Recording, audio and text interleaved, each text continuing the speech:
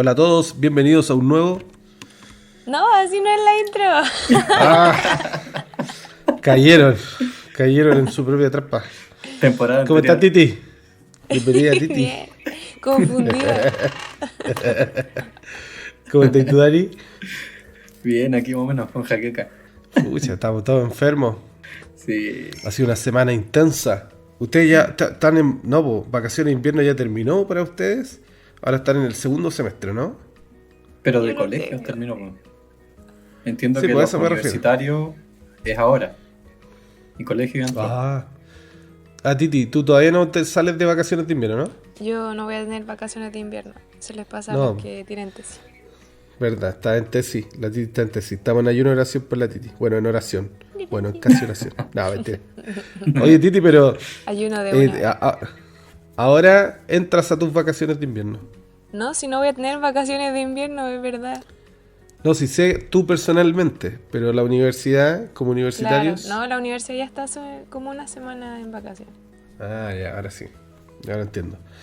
Acá estamos saliendo igual de vacaciones, pero son vacaciones de verano. ¿Han visto los gringos que las películas tienen summer Como camp? en las películas. Sí. Yo voy a ir a un summer camp con Zac Efron y duran como 3 meses. ¿Y qué hacen? Van Es así a julio. hacer 40 años en el desierto y caminan y dan vueltas. Claro, los ayunos, los 40 días. Oye, yo no sé cómo, o sea, que no entiendo. Porque si Jesús se fue al desierto, yo aquí aguanto un día en este desierto, aguanto medio día en este desierto. Jesús tuvo 40 días. Ay, Dios mío. Cuático. Y dura 3 meses, julio, agosto, septiembre, las vacaciones. Que es como las vacaciones de invierno allá, o sea, de verano allá, acá son a mitad del año. Ah, ya, Sí, noticia. está Ya. Ya, hay una noticia muy buena en el Adventist News Working, pero quiero partir con la continuación. Todavía estamos en oraciones por las personas que tuvieron en el Caribe problemas con las inundaciones, ¿cierto? Y ADRA, otra vez como siempre, en Brasil con las inundaciones. ¿Se acuerdan que hubo una inundación hace poco en Brasil? Que fueron bien importantes, que se perdieron hasta algunas ciudades. Bueno, ADRA recolectó 10 toneladas de comida para las familias que han tenido pérdida y todo. Así que ADRA, como siempre, haciendo noticia en Brasil. Fue en Río Grande do Sul la inundación. Así que oramos por ADRA. Y quiero leer una noticia con ustedes, una que me llamó mucho la atención, que se cumplieron los 100 años de la Iglesia Adventista del Séptimo Día en Irak. ¿En ¿La Irak? viste esa? ¿En Irak? ¿100 Sí, años? Irak. 100 años, Ya, interesante. ¿cómo? Bueno, acá en el Medio Oriente existe una asociación que se llama MENA, Middle East North Africa, que es como la misión o la asociación de acá, no sé si es misión. Cubre la ventana 1040 y todo el tema. Es toda la ventana, excepto Sí. Israel. Israel tiene su propio campo pequeñito de misión, porque el Medio Oriente excluye a Israel, ¿cachai? Entonces, esta asociación esta iglesia en Irak es parte de MENA. Y cumplieron 100 años ahora en mayo. Entonces hace poquito publicaron la noticia, pero lo cumplieron en mayo. Hicieron toda una ceremonia, se invitó gente. Me llama la atención porque pensé que era ilegal hacer proselitismo en Irak, pero por lo que entiendo se podía. Quiero leer una parte que me llamó la atención, que dice Joseph, ¿ya? Que es un hermano de iglesia, dice long standing church leader, o sea, una persona que trabaja en la iglesia en Irak, dice que recordó todos los problemas que la iglesia enfrentó en el pasado. La iglesia adventista del séptimo día, como muchas otras iglesias en Irak, enfrentó persecución, desplazamiento y bombardeos.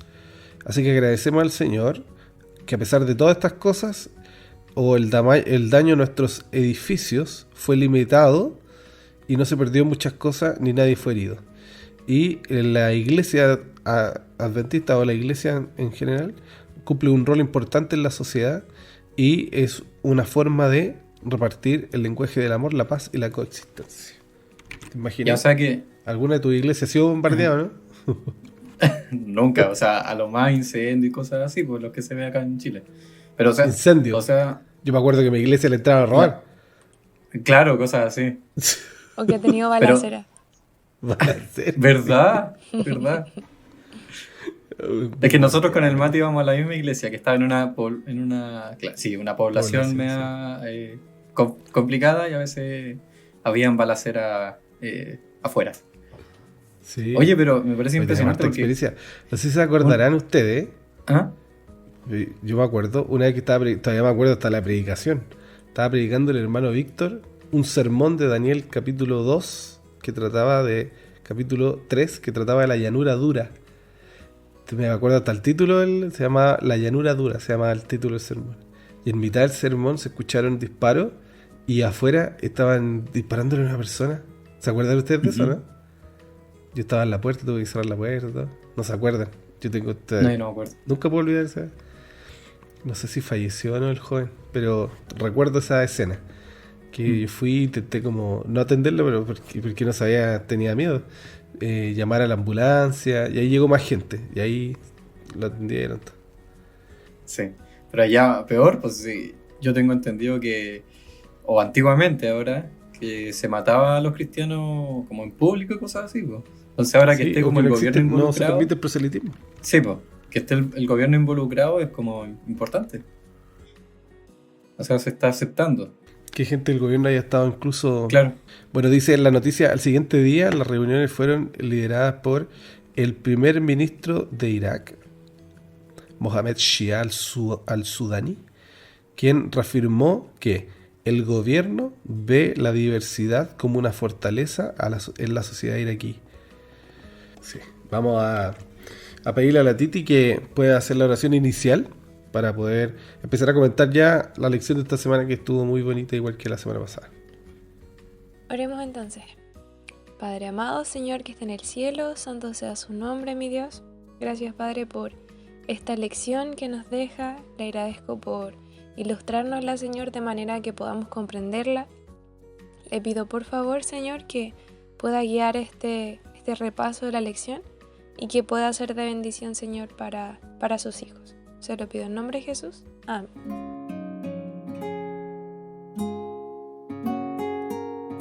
Tu espacio de escuela sabática.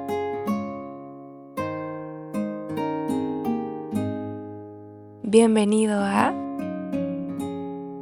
Espacio Podcast.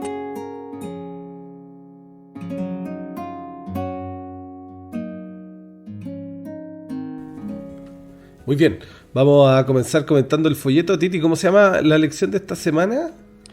Lleva por título Entre fuego cruzado. Ájale. A ver, cuéntame un poquito de qué trató.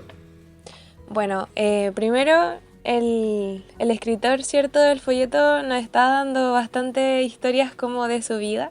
Me gusta porque cuenta cómo el abuelo de su esposa tuvo como las historias que nosotros recién estábamos contando, una historia sobre la Segunda Guerra Mundial, que cuando las fuerzas alemanas estaban empezando recién en las primeras etapas de ocupación, se empezaron a escuchar disparos mientras tenían un servicio de la iglesia, igual que tú, Matías, sí. Entonces ellos estaban, cantando, orando, y después se oyeron los primeros disparos. Y sonaban distantes, pero se fueron acercando, pues entonces el grupo decidió que lo mejor era resguardarse, ¿cierto?, en el sótano de la casa. Así que el abuelo se dirigió con prisa al lugar seguro y él recuerda que dejó su abrigo colgando de la silla donde había estado sentado durante el servicio. Lo más loco es que, después de mucho orar, esperaron, ¿cierto? El grupo subió otra vez a la sala de estar y, para su sorpresa, descubrió que había un agujero de bala en su abrigo. Fue una locura, o sea, significa que si ellos no hubieran salido de ahí, el Señor prácticamente lo estaba protegiendo, porque justo había un agujero en el abrigo donde él había estado sentado. Entonces estuvo súper agradecido por la preocupación de Dios y entre ese fuego cruzado se da cuenta que Dios le salvó la vida.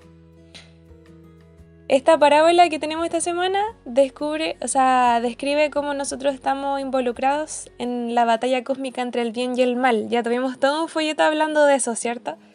Y aquí vamos a ver como la ilustración sobre el trigo y la cizaña donde tenemos dos tipos de semillas, ¿cierto? Que crecen juntas, que maduran en el campo y que Jesús, ese campo lo identifica como este mundo, nos va a enseñar, ¿cierto?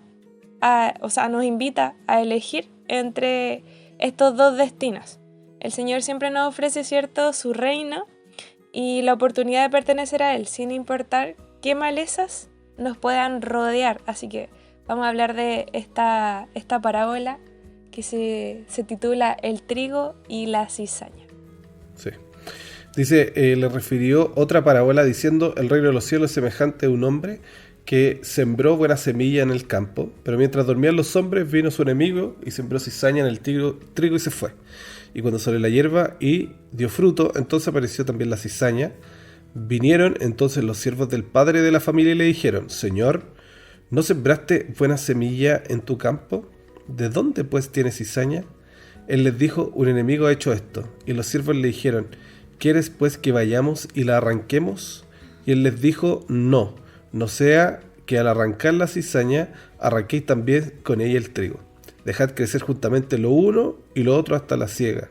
Y al tiempo de la siega yo diré a los segadores: recoged primero la cizaña y atadla en manojos para quemarla, pero recoger el trigo en mi granero. Bueno, después Jesús la va a explicar, pero quiero saber, antes de que Jesús nos explique, ¿qué piensan ustedes de esta parábola que dijo Jesús? Interesante parábola. Sí, súper interesante. Oye, yo pensaba, y bueno, esta es como la continuación, ¿cierto? De que hace, incluso las parábolas anteriores, ¿cierto? Inician, ¿cierto? Siempre refiriéndose, el reino de los cielos, ¿cierto? Es semejante a esto, otro, etc. Pero aquí siento que cambia la perspectiva, porque si bien parte con el reino de los cielos es semejante a, no nos va a hablar en sí del cielo, que es como el tesoro escondido, ¿cierto? Etcétera, o como la perla preciosa, sino que nos va a hablar de quiénes son los habitantes de este reino, quiénes son los que van a llegar a este reino. Y se vuelve el mundo, ¿cierto? Y después Jesús lo explica, ¿cierto? Diciendo, pero el campo es el mundo, ¿cierto? Y las semillas buenas son los hijos de Dios, la cizaña, ¿cierto? Es la semilla perteneciente al maligno. Me adelanté.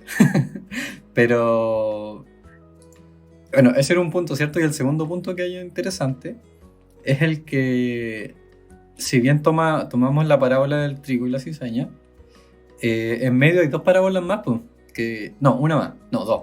La de la mostaza y la levadura. Pero también hay una distinción, pues dice que Jesús necesitaba hablar en parábolas. Eso es súper interesante porque para cumplir la profecía y que los demás entendieran y que se les revelaran cosas que desconocían, Jesús necesitaba hablarles en parábolas, pues. O sea, hablarles en su lenguaje, en el lenguaje del campesino, del sembrador, del pescador, en su lenguaje para que ellos pudieran descubrir cosas que no conocían. Eso es muy interesante porque también nos dice cómo debemos hablarle nosotros a las demás personas, pues cuando queramos llevar el mensaje y querer comportarnos también de cierta manera. Eso es interesante. Sí, lo voy a dejar ahí. Dale, Titi. Sí. Después hay otro punto que quería tocar, pero lo voy a tocar después. Dale. Bueno, el hecho de que, bueno, estamos tratando el mismo capítulo de la semana anterior, ¿cierto? Que hice este pequeño análisis del capítulo donde dije que, bueno, habla Marco y aquí hay dos voces, ¿no? Está la voz de Jesús y la voz del escritor del libro, que dice, y Jesús hablaba así, Jesús hablaba en parábola, refiriéndose al profeta, por ejemplo, y la voz de Jesús hablando. Por eso es bonito cuando tenemos la Biblia marcada en rojo cuando habla Jesús, porque estás como de primera fuente, ¿no? Esto fue lo que dijo Jesús. Estoy leyendo literalmente lo que Jesús dijo audiblemente. Entonces, me gusta que en la parábola, sin quizá pensarlo mucho, vemos que hay mucha cosa profética. Por ejemplo, el mismo autor lo dice, ¿no? Como el profeta dijo, que yo ya lo dije la semana pasada, que se refería finalmente al Salmo 78. que decía que iba a hablar en parábolas.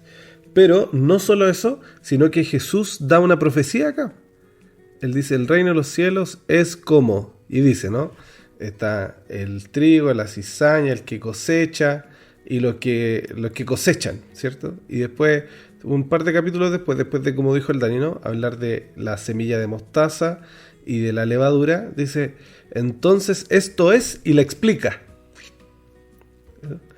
Dice, la cizaña es el diablo, el trigo, ¿cierto? Son los hijos de Dios, y la cosecha es el fin del mundo. Entonces, me gusta porque aquí hay elementos que están en otras partes de la Biblia. Entonces, yo creo que cuando él habla, ¿cierto? Está haciendo, ya, ustedes van a entender si le hablo así. Perdón, me llegó un mensaje. Ustedes van a entender si, voy a ponerlo en silencio. Ustedes van a entender si le hablo así. Pero no solo eso, sino que le estoy diciendo cosas que ustedes han escuchado antes. Por ejemplo, habla de la cosecha. ¿En qué otra parte de la Biblia nosotros encontramos cosecha? No es tan difícil, pero es medio rebuscado porque no está en todas partes de la Biblia. Pero se habla de cosechas, por ejemplo, en Levítico, en las leyes levíticas. Ya, pero estoy hablando de la Torá, ¿no? De la Torá. No de lo que decía Jesús, sino que en los libros que ellos leían. Por ejemplo, en Levítico hay una ley levítica que dice que los hijos de Dios, los que obedecen son... pues te lo voy a leer mejor, ¿ya? Está en Levítico 26, del 3 al 4. Dice, si se conducen según mis estatutos y obedecen fielmente mis mandamientos, yo les enviaré lluvia a su tiempo, y la tierra y los árboles darán sus frutos. Está hablando de la cosecha. ¿Y qué es como dar la cosecha? O que dé buenos frutos, guardar los mandamientos, que tiene que ver, ¿no? Con ser hijo de Dios, que el Dani después va a hacer ese comentario. Lo otro que es súper interesante es que en medio, porque nosotros como que estaba escuchando la escuela sabática de Brasil de otra semana, y decía que este formato se llama el formato sándwich, que teológicamente se le dice formato sándwich, ¿no? Que hay una historia, se corta y de repente dice otras cosas. Aquí hay dos cosas, ¿cierto? La de la mostaza y la de la levadura, y de repente sigue con la historia. ¿Por qué? Porque estos dos pedazos son como los panes y lo del medio es como el contenido, ¿no? Para los gringos va a ser la mantequilla y maní y la mermelada. Para los chilenos va a ser el queso y la palta, no sé. O el queso y el chancho, no sé qué le va a hacer. Para los de acá va a ser la pita y el hummus. Pero por algo hace, con algún propósito lo hace, ¿no? ¿Y cuál es el propósito? Demostrar que hay un contraste, ¿no? De los que son obedientes, de los hijos de Dios, la semilla, ¿cierto? Los que viven por la fe. Y están los que son impregnados con la levadura, que son los desobedientes. Jesús mismo ocupa la levadura y la explica cuando habla de los fariseos y del pecado, ¿cierto? Entonces, también vemos otras referencias sobre árboles en la Biblia. O sea, ¿se acuerdan ustedes en el Antiguo Testamento donde hay? Hay una que es muy famosa. No creo que no se acuerdan. Un salmo. Ya ahí les dije todo. El Salmo número 1.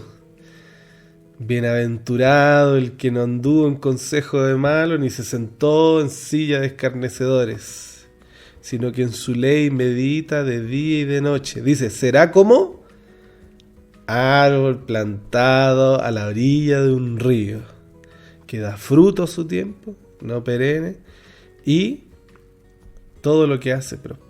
Entonces, el Señor trata a las personas como árboles simbólicamente. No solo ahí, sino que en Jueces 9, quizás ahí ya no se acuerdan, no es más específico, pero en Jueces 9 el pueblo quiere reyes porque ve que el otro pueblo tienen reyes y como que los jueces no funcionan mucho. Y dice, Jueces 9 dice así, los árboles querían escoger un rey. Entretenido porque parece como una obra de teatro, pero es una parábola del Antiguo Testamento. Sí, y ahí empiezan a hablar los árboles, al final se escoge, si no me equivoco, es la zarza, ¿no? Que es la que cubre, la que protege alrededor de los árboles. Y la zarza finalmente simboliza a Dios. Dato curioso, la zarza en la Biblia se llama sne. No se llama zarza. Nosotros le llamamos zarza porque es como la más parecida. Pero sne es una planta que parece zarza, que Sne se da, paradójicamente, en la península sinaítica. Y miren, Sne se parece a Sinaí, la palabra. Dato curioso. Porque hace rato no hago datos de alto impacto. Entonces, cuando Jesús hace esta referencia, bueno, la levadura él mismo la explica, ¿no? Cuando dice, cuidaos de la levadura de los fariseos, ¿cierto? Que habla de la mala influencia, obviamente del pecado. Entonces, todos estos símbolos, Jesús los explica, o se explican, ¿no? Dentro de la Biblia. Se puede ocupar este principio de que la Biblia se explica a sí misma. Y no solo eso, con esto termino, perdón, que estoy hablando más lento, por eso me demoro. Regularmente hablo más rápido. Es que Mateo 13 es una explicación profética. Porque Jesús dice, ¿no? Después él dice, esta cosecha es como la del tiempo del fin. Y yo ya le había dicho la semana pasada que me gusta mucho que aquí hay referencias a Daniel en este capítulo. Porque cuando dice el que le entiende es como Mateo 24, ¿no? Cuando dice, y será como la abominación desoladora, el que lea entienda. Está haciendo referencia a Daniel. ¿Será que aquí también está haciendo referencia a Daniel? Sí, pues en el Mateo 24, 13, o sea, 13, 43, dice, y los justos resplandecerán. Así como en Daniel 12, 3, cuando dice, y los justos resplandecerán como las estrellas por la eternidad. Es una cita explícita de Daniel. No obstante, lo que está hablando aquí es de la cosecha. ¿Y a dónde aparece la cosecha en profecía? No se preocupen, yo soy su amigo. No quiero cuestionar su conocimiento, quiero ayudarles. En Daniel capítulo 7 se ve a uno semejante al Hijo del Hombre viniendo sobre las nubes de los cielos. Daniel capítulo 7 del 13 hasta el 16. Y este viene al frente del anciano de días y en Daniel 7 se le dan los libros para juzgar, ¿ya? Pero esta cita se encuentra también en Apocalipsis capítulo 14, también del 13 al 14. O sea, perdón, del 13 como al 16. ¿Y qué es lo que dice aquí? Aquí dice algo diferente. Dice que el Hijo del Hombre viene en las nubes de los cielos, ¿cierto? Pero ahora viene con una hoz en la mano para la cosecha. Entonces, cuando uno lee Apocalipsis dice, ¿y qué significará esto? ¿De dónde? Y Jesús mismo lo explicó aquí, en Mateo 13. Esta es la cosecha del fin del tiempo. Esto significa.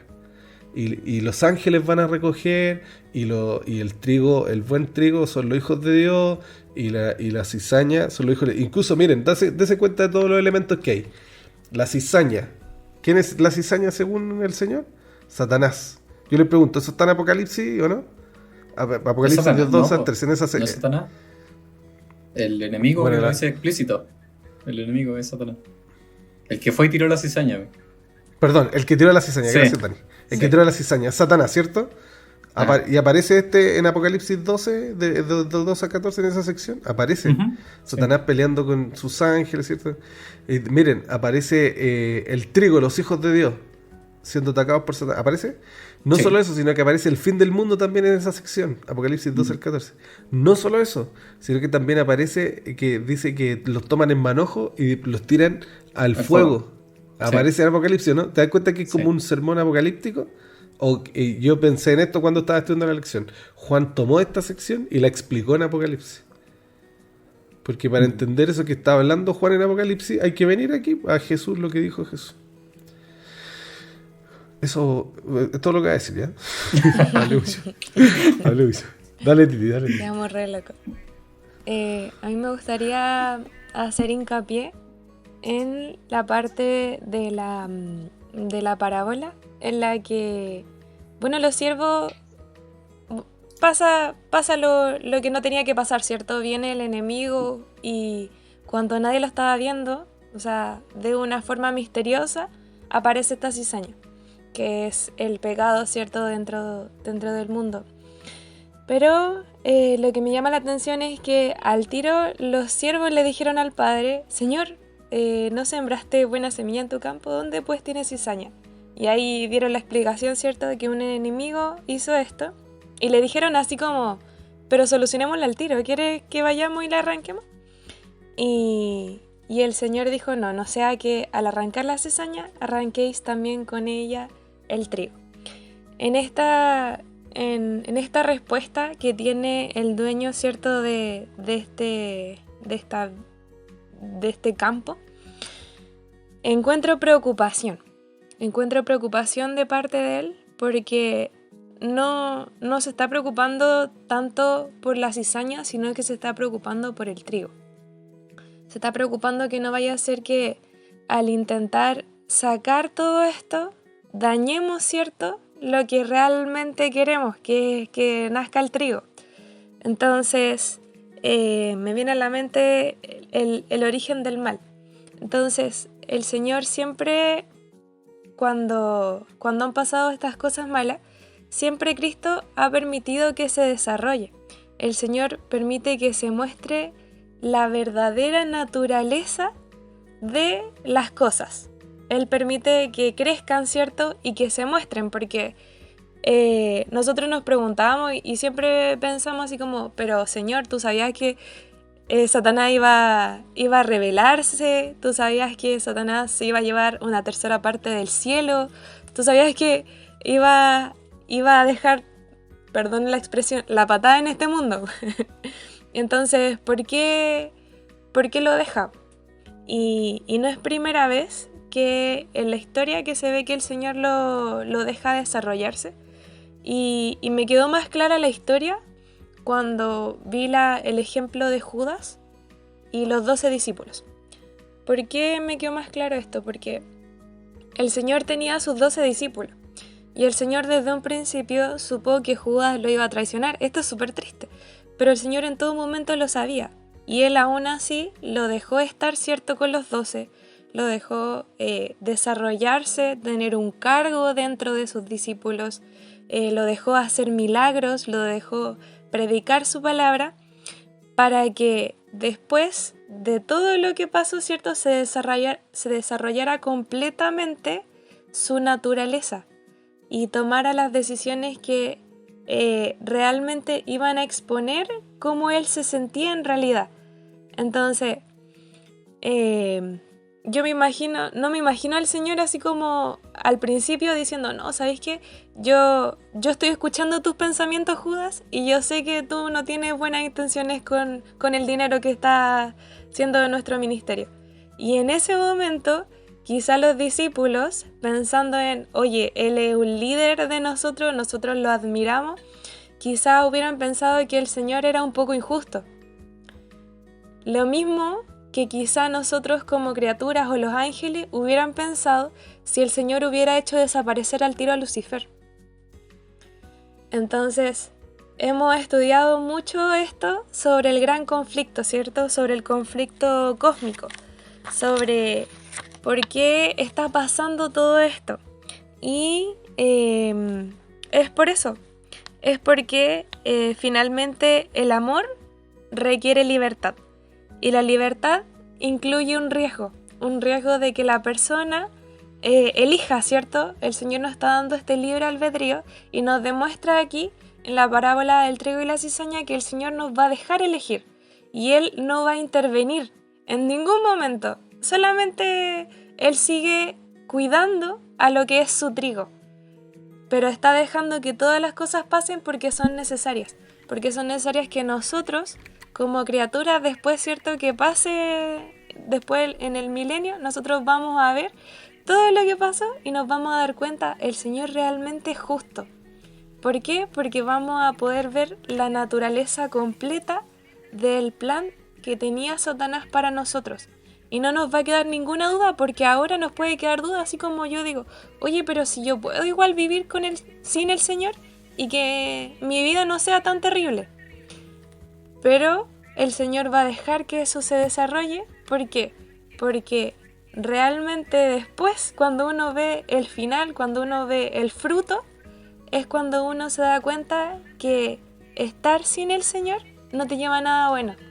De que intentar colocarte antes que Dios en tus prioridades no te lleva a buen puerto.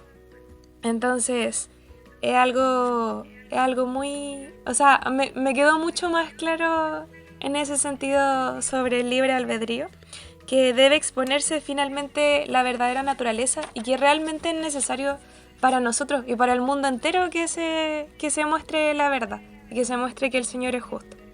Así que finalmente en esta parábola las personas toman sus decisiones, ¿cierto? Estas determinan de qué lado están de esta batalla, de este fuego cruzado que decía la lección. Así que esto describe la obra de salvación en el corazón de la humanidad. Y va a llegar un momento, ¿cierto?, en el que el Señor ahora sí va a actuar. Ahora sí va a dejar a sus siervos que siguen, ¿cierto? Y ahora sí saquen todo lo que es la cizaña y dejen solamente el trigo para que podamos vivir felices, ¿cierto?, comiendo perdices. Harta cosa como filosófica responde esta parábola. Exacto. Sí, la verdad es que responde harto así como ¿qué es de Dios en todo este plan, ¿cierto? Así que Jesús nos revela que pertenecemos a Dios y que Él está haciendo todo lo que puede para prepararnos para su reino eterno. Y bueno, en esta parábola el dueño permite que el trigo y la cizaña sigan creciendo juntos hasta la cosecha, porque Él tiene todo bajo control, pero también los siervos deben elegir si van a confiar o no en el Señor. Y ahí viene nuestro papel, ¿cierto? O sea, nosotros no vamos a ser los siervos que van a determinar el bien y el mal, la cizaña y el trigo. Pero sí nosotros tenemos que buscar ser este trigo, ¿cierto? Buscar ser los hijos de Dios y confiar en el Señor, confiar en el dueño del campo, que Él tiene todo bajo control. Amén. Y hay que entender que, bueno, esta parábola tiene unas preguntas como, bueno, a los Biblical Scholars no le gusta, pero muy filosóficas, muy teológicas, ¿no? Porque la primera pregunta es como, ¿de dónde viene el mal? Lo mismo el libre albedrío, un concepto filosófico. ¿O ustedes alguna vez leyeron libre albedrío, por ejemplo, en la Biblia? ¿Leyeron esa frase? ¿Libre albedrío? Algunos hasta la pronunciamos mal, entonces aquí se responden preguntas filosóficas. Mira, con esto quiero preguntarle, ¿qué nos enseña? Nos dice la parábola del trigo y la cizaña sobre la presencia y el triunfo del bien en el mundo. ¿Qué cree el Dani? Es interesante porque o sea, el triunfo en el mundo al final son los frutos, ¿no? Los frutos que se rescatan, ¿cierto?, de esta cosecha. Y es lo que quería hablar delante, tocar un poquito de eso, que al final la parábola habla, ¿cierto?, de la semilla, que son los hijos de Dios, pero también habla de los hijos del enemigo, por así decirlo, que es la cizaña. Pero ahora la pregunta es, estos victoriosos, ¿cierto?, estos que van a salir de esta cosecha, ¿quiénes son al final? ¿O qué características tienen? ¿Qué es a lo que debemos apuntar finalmente? Y me hace recordar los versículos de Juan, de primera de Juan, el capítulo 2 entero, ¿cierto? Habla sobre, que recomiendo que lo lean, que Juan, ¿cierto?, se expresa mucho de hijitos míos, ¿cierto? Les escribo estas cosas para que no pequéis, que tenemos abogado en el Padre, ¿cierto? El que dice yo le conozco y no guarda mis mandamientos, el tal es mentiroso, no está en la verdad, ¿cierto? Y también me hace recordar el tema de cuando habla del diablo, porque el diablo es mentiroso de nacimiento, por lo tanto tiene su hijo. Estoy parafraseando para ir rápido, pero yo creo que nuestros amigos, ¿cierto?, se lo saben. Estos son los hijos de Dios, porque al final hay que hacer la distinción. Todos en el mundo somos criaturas de Dios, es así, pero no todos son hijos de Dios, pues, al final, sino que hijo de Dios es el que sigue las comillas normas, ¿cierto? O quiere imitar a Jesús, quiere ser luz, como dice, hijitos de luz, también hay un capítulo. Bueno, y Juan, ¿cierto?, habla acerca de esto, de los hijitos. Y Juan 3 hay una que me gusta mucho, un versículo: mirad cuál amor nos ha dado el Padre para que seamos llamados hijos de Dios. Los hijos de Dios aprecian ese amor y caminan en ese amor que mucho hablamos sobre hacer el bien, ser sacrificial, ser bondadoso, ¿cierto? Y también otra característica de los hijos de Dios que me recuerda es Romanos 8, 16, que dice: el Espíritu mismo da testimonio de nuestro espíritu, que somos hijos de Dios. Los hijos de Dios se dejan trabajar y transformar por el Espíritu Santo, pidiendo el Espíritu Santo. ¿Para qué? Para ser victorioso. Y eso me recordó mucho a lo que decías tú antes, Mati, que en Apocalipsis 21, el 7, dice, cacha, mira, aquí queda, hace directa referencia a la parábola, dice: el que venciere heredará todas las cosas, y yo seré su Dios, y él será mi hijo. Pero los cobardes e incrédulos, los abominables, los homicidas, los fornicarios, los hechiceros, los idólatras y todos los mentirosos tendrán parte en el lago de fuego, que arderá, que de fuego y azufre, hasta que es la muerte segunda. Esa es la referencia, ¿cierto? Pero ahí están, Sí. los vencedores heredarán a Dios y serán llamados hijos de Dios. Esos son los vencedores. Sí, es bueno, es bueno reflexionar esto porque muchos se cuestionan, ¿no? Oye, pero ¿y quiénes son los hijos de Dios y quiénes no? Sí. Tranquilo, eso va, incluso es fácil que uno se lo cuestione, uno es rápido cuestionarse. Espero, ¿no? Eso es un buen ejercicio.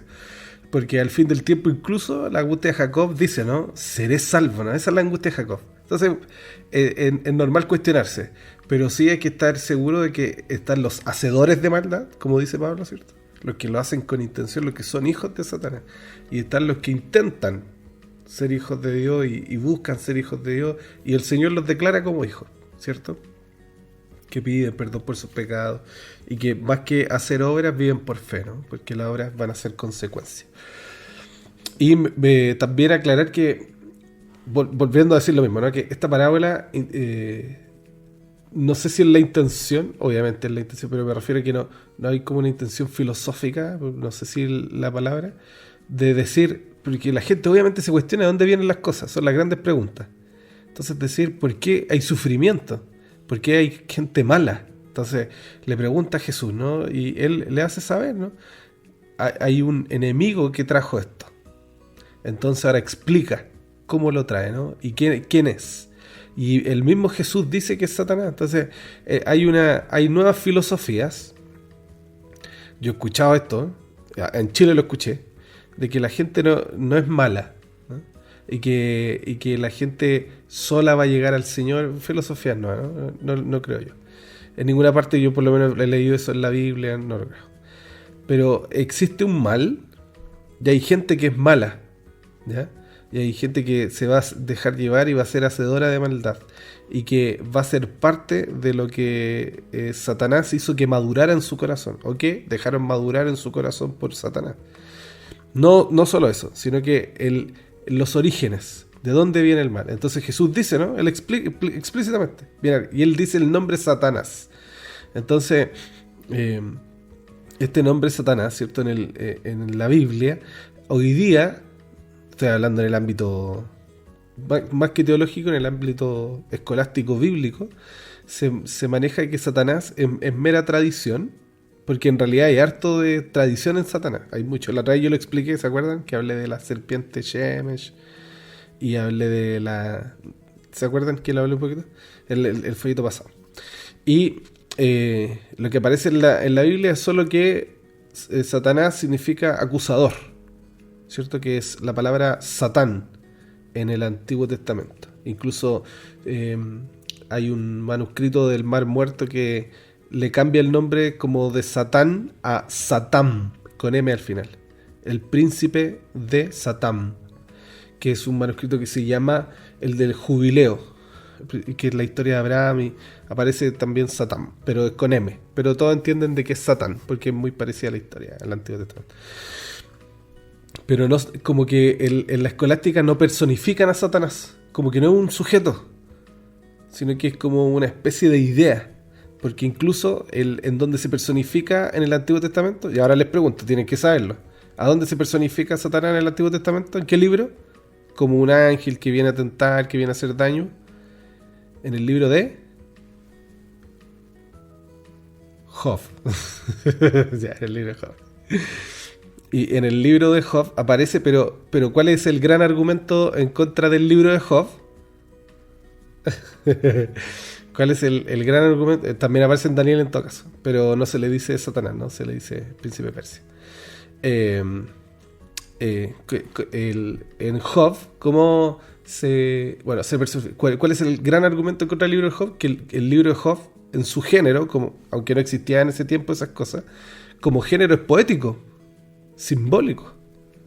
¿Cachai? Entonces se maneja esa idea, ¿no? De que no, Satanás es solo una idea. Pero lo reitero, lo dije en el folleto pasado, lo volveré a decir, en donde nosotros materializamos definitivamente, sin cuestión alguna, de que Satanás es un personaje, un ángel que era del cielo en el Nuevo Testamento, porque Jesús lo enseña, porque aparece explícitamente en la Biblia.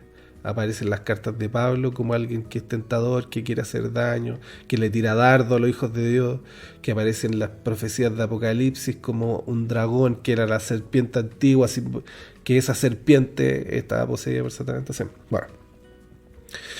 Y la otra es la de la libre elección, ¿no? Y con esto termino mi comentario. Esa gran pregunta, la libre elección. Aparece, yo me he cuestionado, he batallado con esta pregunta en mi vida. En la Biblia, ¿dónde habla de la libre elección y de que no dice explícitamente, como algunos dicen, no, Jesús nunca dijo ser Dios? Ya, pero dijo que era hijo de Dios, le dijeron que era blasfemia, casi lo mataron. Dice que, es obvio que lo dice, pero la gente que hila, ¿no? Hila fino. ¿En dónde en la Biblia aparece el texto que dice libre? Porque yo igual hago ese juego de repente. Díganme a dónde dice explícitamente. Es bueno hacerlo de repente. Pero nosotros lo podemos ver como parte de. ¿Por qué? Porque el Señor pone un árbol, por ejemplo, en el Edén. ¿Y qué significa eso? Que había rebelión, pero tú puedes decidir ser parte de la rebelión, ¿no? Ser parte de la obediencia. Jesús, ¿no? Cuando es tentado, podía haber escogido, ¿no? Podía haber escogido pecar, pero él no pecó nunca. Y así, ¿no? A todos les pasa, ¿no? El mismo Pablo podía haber escogido no haber seguido al Señor, pero Pablo era tan sincero, ¿cierto? Que el Señor entendió su sinceridad, ¿cierto? Y finalmente fue salvo. Entonces, esas preguntas responde Jesús, que se hablan en el folleto, ¿no? Por eso quise comentar esta cosa. Se hablan todas esas cosas en el folleto. Bueno, me gustaría recalcar, hablando de la presencia y el triunfo del bien, ¿cierto? Según esta parábola, podemos ver como las inacciones, pero sería bueno recalcar también lo que hace Jesús en esta parábola, porque Jesús siembra la buena semilla, después cosecha el buen trigo. O sea, está activamente involucrado en preparar estas personas, ¿cierto?, que van a heredar su reino eterno.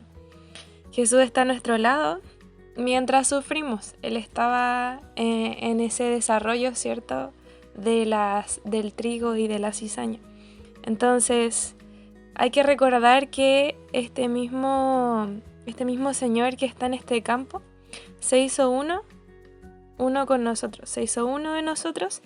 Y Él sabe por lo que pasamos, porque vino a esta tierra, ¿cierto? Sufrió como nosotros sufrimos, y Él es el único que tiene ese derecho. Así que agradecemos, ¿cierto?, al Señor. Y Elena de White también tiene algo que decir al respecto en Palabras de Vida del Gran Maestro. Dice: si tratásemos de extirpar de la Iglesia a quienes suponemos cristianos falsos, seguramente cometeríamos errores. A menudo consideramos sin esperanza a los mismos a quienes Cristo está trayendo hacia sí. Si nosotros tuviéramos que tratar con esas almas de acuerdo con nuestro juicio imperfecto, tal vez ello extinguiría su última esperanza. Muchos que se creen cristianos serán hallados faltos al fin. En el cielo habrá muchos acerca de quienes sus prójimos suponían que nunca entrarían allí. El hombre juzga por la apariencia, pero Dios juzga el corazón. La cizaña y el trigo deben crecer juntamente hasta la cosecha, y la cosecha es el fin del tiempo de gracia. La parábola de Cristo nos enseña a ser humildes y desconfiar del yo, ya no juzgar ni condenar a otros. Amén. Ser humilde y desconfiar de ello. Por ahí va la clave, ¿no? Me dejó Muy bien. pensando ese texto. Ajá. Profundo. Estamos finalizando Sí. el folleto esta semana. Muy bueno. Por lo que está bueno, sí, es bonito estudiar las palabras de Jesús. Ustedes saben que también está basado en un libro de Elena de White, ¿cierto? Ah, ya. Hay un libro de White que se llama Palabras de vida del gran maestro. El gran maestro. Eso es lo que más, las citas que hemos leído. Para que vayan leyéndolo. Muy bonito. Entender que las palabras de Jesús siempre son tan lindas y tan profundas. Tan necesarias. Muy bien. Estamos finalizando esta semana. Agradecemos como siempre su audiencia. Recordarles siempre que todos nuestros materiales... no siempre ya, pero ahora están. ¿Vieron que se subieron, cierto? Se subieron la primera y la segunda. Ya, pero los pueden encontrar en nuestros materiales en Ministerio Joven Unión Chilena, en Instagram, en YouTube y en Spotify. ¿Ya? Spotify. Así que recuerden dejar saluditos, comentarios, un me gusta, seguir la página, que eso ayuda un montón para hacer el material, porque mientras más pueden darle movimiento, ¿cierto? Más material o más contenido se puede hacer. Muy bien. Titi, ¿cómo se llama la lección de esta próxima semana? Lleva por título Persistir en la oración. Bien, agradecemos nuevamente que nos escuchan, que le den cariño igual a la página, ¿cierto? Están los otros materiales que hacen los chicos de Inverso, que es muy bonito, yo lo estuve escuchando. Y los resúmenes que se sube igual la Macarina y el punto clave y todas las cosas que son materiales para ustedes. Y lo suben, ¿cierto? Al Telegram. Tanta cosa que hay hoy día. Así que no nos anden hackeando. Muy bien, agradezco a la Titi y al Dani. Que el Señor les bendiga, que tengan un buen Shabbat, perdón. Y nos escuchamos en un nuevo espacio podcast. Chao. Chao. Chao, chao.